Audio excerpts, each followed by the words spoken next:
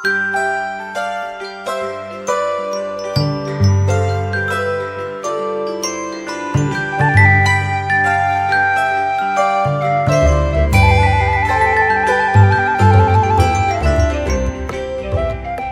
pagi dan semangat pagi untuk kita semua. Bertemu kembali dengan program Morning Call GPIB. Kali ini bersama dengan saya, Pendeta Christian Talutu, Ketua Majelis Jemaat GPIB Ebenezer Ketapang, Kalimantan Barat.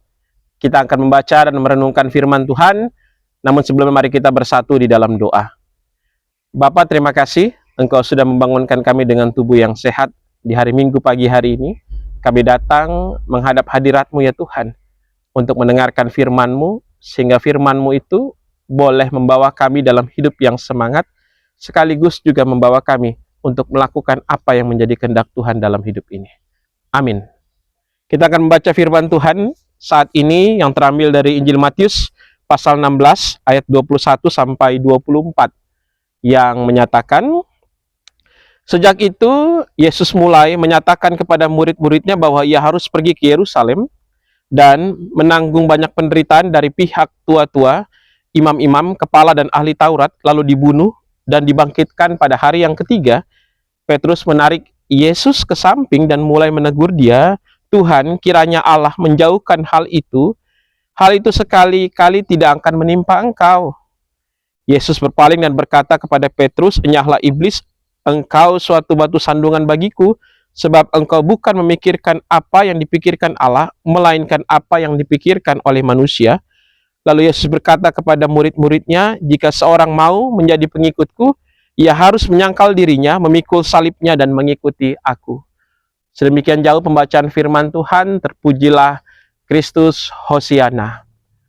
Saudara, Ibu Bapak yang Tuhan Yesus kasih, para pendengar Morning Call yang ada sebuah ungkapan yang mengatakan tidak semua orang yang mengakui lantas mengikuti.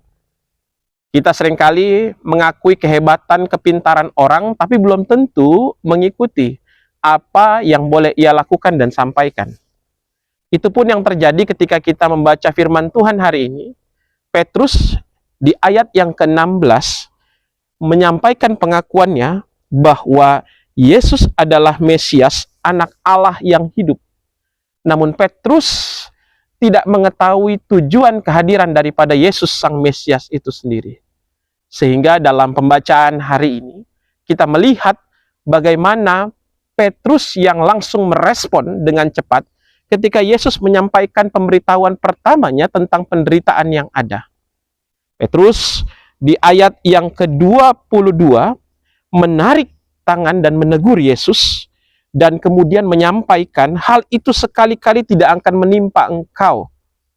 Petrus seolah-olah menunjukkan perhatiannya terhadap sang guru, walaupun tindakannya pada saat itu tidak lazim. Seorang murid menarik tangan seorang guru ketika ia menyampaikan pengajaran yang ada.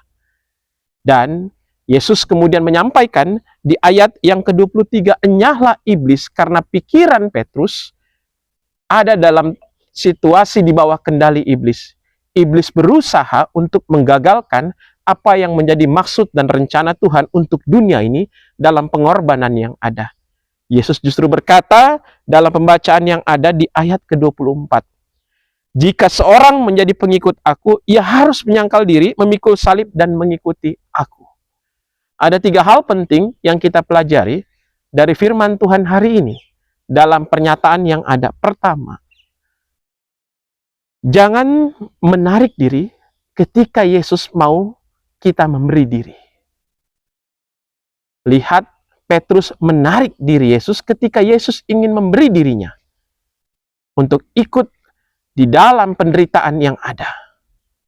Ada banyak orang Kristen yang ada pada saat ini tidak mau repot, tidak mau capek, tidak mau orang bilang katanya, "Saya nggak mau ribut, lebih baik tidak usah ikut diri dalam pelayanan Tuhan." Firman Tuhan boleh ingatkan kita sebagai pengikut Tuhan, orang harus memberi diri, jangan menarik diri ketika memang Tuhan mau engkau hadir dan melayaninya. Hal yang kedua, kita diingatkan bersama, sadar diri kita bukan hanya mementingkan harga diri yang ada. Petrus pada saat itu berpikir, sebagai murid dari seorang guru yang populer, tidak akan mungkin kemudian sang guru ini menderita. Tidak akan mungkin sang guru ini kalah. Petrus lupa bahwa Yesus hadir sebagai Mesias yang menderita. Namun ia memikirkan diri sebagai Mesias yang penuh dengan politis yang ada. Orang diajak untuk sadar diri. Saya dan kita semua sadar diri, status saya, kita semua adalah hamba yang Tuhan hadirkan di tengah-tengah kehidupan ini. Jangan hanya mementingkan harga diri yang ada. Hal yang ketiga, sayang diri oke, tapi sangkal diri harus. Pembacaan ini Injil Matius katakan menyangkal diri dari kata aperneomai, yang artinya berani menyatakan tidak pada keinginannya sendiri, merendahkan diri, tidak mempertahankan pada haknya sendiri, tidak lagi memikirkan kepada kepentingannya sendiri, tapi mau memikirkan orang lain. Seringkali kita hanya sayang diri, kita hanya mau diperhatikan, dan kita hanya mau memperhatikan diri sendiri, tapi kita tidak mau menyangkal diri. 3 hal tadi membawa refleksi iman kita di Minggu Prapaskah saat ini. Pertama, mari beri diri, jangan tarik diri. Hal yang kedua, kita harus sadar diri, bukan hanya mementingkan harga diri. Hal yang ketiga, sayang diri boleh, tetapi sangkal diri itu harus sebagai pengikut Tuhan. Tuhan Yesus memberkati kita bersama. Amin. Mari kita bersama berdoa.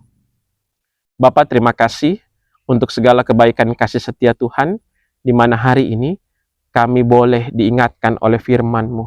Ketika kami sebagai pengikut Tuhan, ampuni kami ya Tuhan, ketika kami lebih banyak menarik diri, tidak mau aktif dalam persekutuan, tidak mau aktif dalam pelayanan. Kami mudah kecewa dengan keadaan yang ada. Kami lupa bahwa Tuhan inginkan kami untuk memberi diri, karena Tuhan sudah memberi diri terlebih dahulu bagi kami. Ampuni kami ya Tuhan ketika kami hanya mementingkan harga diri, dan kami membatasi pelayanan kami hanya pada orang-orang tertentu saja. Kami hanya mementingkan harga diri kami ya Tuhan, tapi kami tidak sadar bahwa kami adalah hamba yang Tuhan utus di tengah-tengah dunia ini. Ampuni kami ya Tuhan, ketika kami hanya lebih menyayangi diri, kami lebih mementingkan diri, dan kami lupa untuk menyangkal diri sebagai pengikut Tuhan. Seringkali kami menjadi pribadi yang egois, hanya ingin didengarkan ya Tuhan, tetapi kami tidak mau berkorban atas nama kepentingan bersama yang ada. Biarlah Bapa berkati di Minggu Prapaskah kami saat ini, supaya kami mempersiapkan diri dengan benar, dan sambil kami juga melakukan apa yang menjadi kehendak Tuhan. Doa kami untuk majelis sinode yang ada, doa kami bersama untuk setiap orang yang boleh mempersiapkan program Morning Call ini. Bahkan doa kami untuk setiap orang yang saat ini dalam beban pergumulan sakit yang ada, para janda, duda, yatim, dan piatu, mereka yang masuk lanjut usia, mereka yang saat ini membutuhkan pertolongan. Kiranya Bapa, Engkau mampukan kami untuk terus berdoa bagi mereka yang membutuhkan pertolongan, sambil tangan kami pun memberikan pertolongan yang ada. Terima kasih Bapa, biarlah langkah hidup kami di hari ini, kami serahkan semuanya ke dalam tangan pengasihan Tuhan. Amin. Terima kasih, Tuhan Yesus memberkati kita bersama.